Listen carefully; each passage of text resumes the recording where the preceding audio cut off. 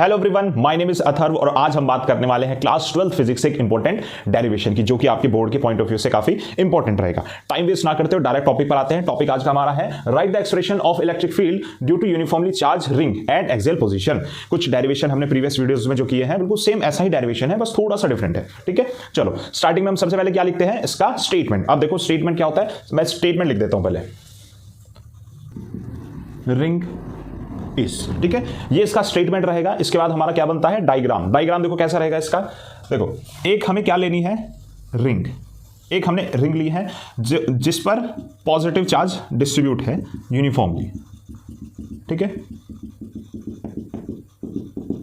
और जिस पर टोटल चार्ज हम मानकर चलते हैं, इस पर टोटल चार्ज रहेगा Q, ठीक है, और इसकी रेडियस कितनी है, इसकी रेडियस रहेगी कैपिटल R, जो कि हमने माना है कैपिटल R, ठीक है, और एक पॉइंट P माना है यहां पर, P पॉइंट, जो कि इस रिंग के सेंटर से x डिस्टेंस दूर है, ठीक है, ये डिस्टेंस कितनी रहेगी, x, ठीक है।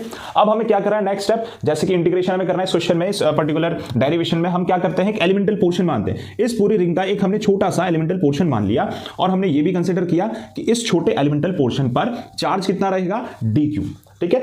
और एक और चीज यहां पर हम एक और कंसीडर करते हैं, एक और एलिमेंटल पोर्शन जिस पर भी सेम चार्ज रहेगा dq, ठीक है। अब इसकी डिस्टेंस हम मानते हैं इस पॉइंट P से लेट s, ठीक है, सेम चीज यहां पर भी रहेगी, इसकी डिस्टेंस यहां से कितनी s, ठीक है, इसको बना देते हैं, यहां से लेकर यहां तक की डिस्टेंस कितनी रहेगी s, और यहां से यहां तक की भी कितनी रहेगी s, ठीक है, और let be the angle is theta, ये एंगल कितना रहेगा, हमने माना थीटा। अब हम इसके कंपोनेंट्स ब्रेक करते हैं, कैसे, ये एक एलिमेंटल पोर्शन है यानी dq चार्ज है, ये चार्ज इस पॉइंट पर एक इलेक्ट्रिक फील्ड बनाएगा जिसकी डायरेक्शन क्या रहेगी, आउटवर्ड, यानी इससे आउटवर्ड, तो एक इलेक्ट्रिक फील्ड बनेगी इस डायरेक्शन में जिसको हमने माना E, ठीक है। अब ये वाला जो हमारा कंपोनेंट है, जो एलिमेंटल पोर्शन है, उसकी वजह से भी इलेक्ट्रिक फील्ड बनेगी आउटवर्ड डायरेक्शन में, जो रहेगी यहां पर E, ठीक है। अब देखो ये वाला एंगल भी थीटा होगा क्योंकि ये थीटा है, वर्टिकल अपोजिट एंगल इक्वल होते हैं, और ये थीटा तो ये भी थीटा होगा, ठीक है। एक रूल मैंने बताया था पिछली वीडियो में भी, जिसको मैं अभी बता देता हूं, क्या रूल है वो, कि जिधर से थीटा बनता है उधर जाता है E cos थीटा, और जिधर से थीटा नहीं बनता है उधर से जाता है आपका E sin थीटा, ठीक है। तो इसके हमने कंपोनेंट्स ब्रेक किए, जिधर से थीटा जाएगा E cos थीटा, थीटा नहीं जाता है जिधर से, उधर से E sin थीटा। अब ये वाली कंपोनेंट्स, ये वाली इलेक्ट्रिक फील्ड को भी हमें ब्रेक करना है, तो यहां से थीटा है तो यही जाएगा E cos थीटा, यानी कि E cos थीटा इधर जा रहा है, और एक जाएगा नीचे जहां से थीटा नहीं बनता है, वहां पर क्या जाता है आपका E sin थीटा। अब देखो ये भी E sin थीटा, ये भी E sin थीटा, और दोनों अपोजिट हैं, तो क्या कर देंगे, कट कर देंगे, यानी ये वाली तो वैल्यू 0 हो गई। उसके बाद यहां पर देखो इसका कंपोनेंट यहां पर गया, यानी टोटल जो हमारा कंपोनेंट है वो इस डायरेक्शन में जा रहा है, ठीक है।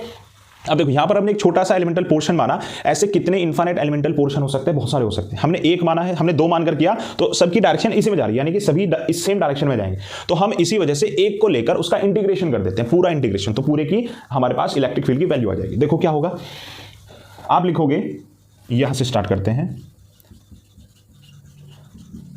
वी नो दैट, क्या E इलेक्ट्रिक फील्ड की वैल्यू क्या रहेगी, जनरल फॉर्मूला क्या होता है, हाफ 1/4πε0 Q।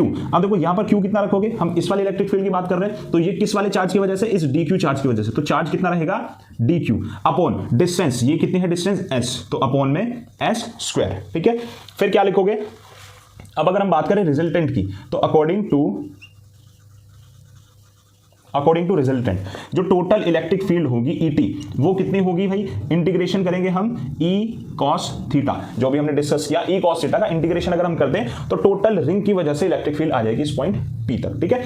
इसको यहां पर कंटिन्यू करते हैं, ये आया हमारे पास E total E cos theta, ठीक है। यहां पर एक बार मैं लिख देता हूं, ET equals to integration E cos theta. Next step में आप क्या करोगे, E की वैल्यू डाल दोगे यहां से, इसको आप मान लो फर्स्ट इक्वेशन, ठीक है, यहां से वैल्यू डाल दोगे E की, क्या रहेगी 1/4πε0 dq अपॉन s स्क्वायर। अब यहां पर आपको क्या करना है, यहां पर cos थीटा की वैल्यू निकालनी है। cos थीटा का जनरल फॉर्मूला क्या होता है, बेस अपॉन हाइपोटेनियस।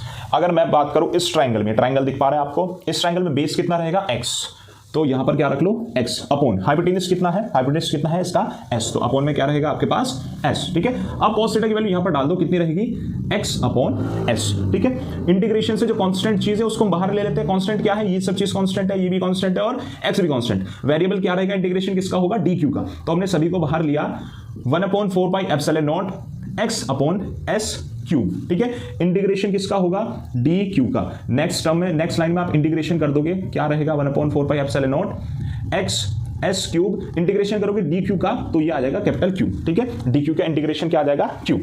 अब यहां पर देखो एक चीज देखो, यहां पर जो x है वो हमें गिवन नहीं था, वो हमने खुद से माना।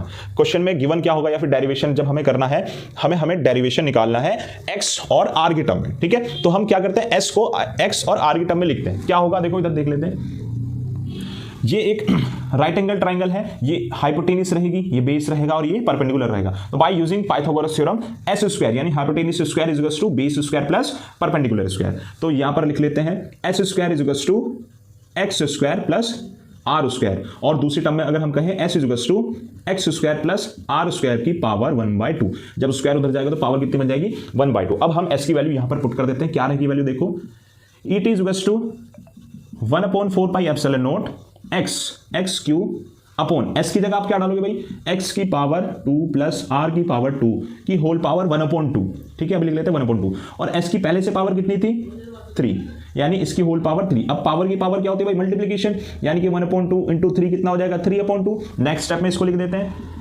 इलेक्ट्रिक फील्ड टोटल कितनी आ जाएगी, 1/4 pi epsilon not X Q upon X square plus R square की whole power 3/2, and this is your final answer, ठीक है। ये डेरिवेशन ऐसे ही करोगे स्टेप बाय स्टेप, जैसे मैंने आपको बताया, एक भी स्टेप स्किप नहीं करना है, इससे कम नहीं करना है एक भी स्टेप, ठीक है। इतना करोगे तो आपके नंबर कटेंगे नहीं बिल्कुल भी बोर्ड एग्जाम में, ठीक है। सीबीएसई पैटर्न के हिसाब से मैंने आपको ये डेरिवेशन बताया, ठीक है। चलो, उम्मीद करता हूं आपको ये टॉपिक समझ आया होगा। Thank you.